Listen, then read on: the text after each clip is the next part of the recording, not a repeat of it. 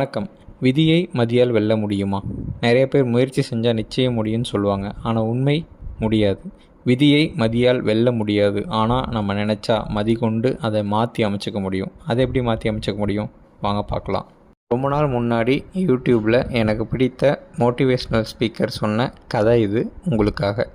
தாய் தன் குழந்தையோட எதிர்காலம் எப்படி இருக்குன்னு தெரிஞ்சுக்கிறதுக்காக அவனோட ஜாதகத்தை எடுத்துகிட்டு பக்கத்தில் இருக்க ஜோதிடர்கிட்ட போனாங்க. அந்த ஜோதிடர் அந்த பையனோட ஜாதகத்தை பார்த்து, உங்கள் பையனுக்கு கல்லுடைக்கத்தாமா வரும், அவனுக்கு வேறு எதுவும் வராது அப்படின்னு சொல்லிட்டாங்க. இதை கேட்ட அந்த தாய் உடஞ்சி போயிட்டாங்க. அவங்க மனசில் சோகம் சூழ ஆரம்பிச்சிருச்சு. இதை பக்கத்தில் இருந்து கேட்ட அந்த பையன் அம்மா கிட்ட, நீங்கள் கவலைப்படாதீங்கம்மா, இதை நான் நிச்சயமாக பொய்யாக்கி காட்டுவேன் அப்படின்னு சொல்லிட்டு அந்த நாள்லேருந்து அவன் கடுமையான முயற்சி பண்ணி நல்லபடியாக படித்து பெரியாளானான். அவன் போட்ட முயற்சிக்கு பலன் அந்த ஊர்லேயே மிகப்பெரிய சிறுநீரக மருத்துவன் ஆக்குச்சு அவனை. ஒரு நாள் தன் சிறுநீரக பிரச்சனைக்காக ஒரு பெரியவர் இந்த பையன்கிட்ட வந்தார். அந்த பெரியவர் வேறு யாரும் இல்லை, அந்த ஜோதிடர் தான். இதை தெரிஞ்சுக்கிட்ட அந்த பையன் அந்த ஜோதிடர்கிட்ட போய், என்ன தெரியுதா, ரொம்ப நாள் முன்னாடி நீ கல் உடைக்கத்தான் லாக்கின்னு சொன்னீங்க, ஆனால் அந்த கல் உங்கள் சிறுநீரகத்தில் இருக்க கல்லுங்கிறத நீங்கள் கணிக்க மறந்துட்டீங்கன்னு சொன்னான்.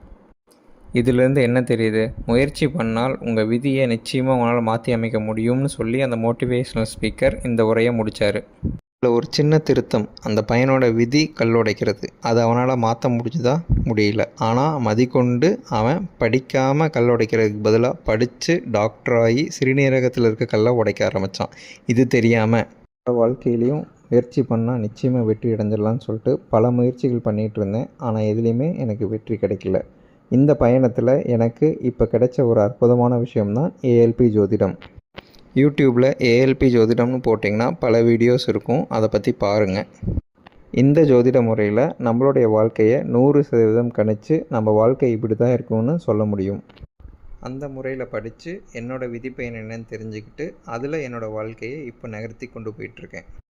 இதில் பல நல்ல மாற்றங்களையும் என்னால் உணர முடிஞ்சுது.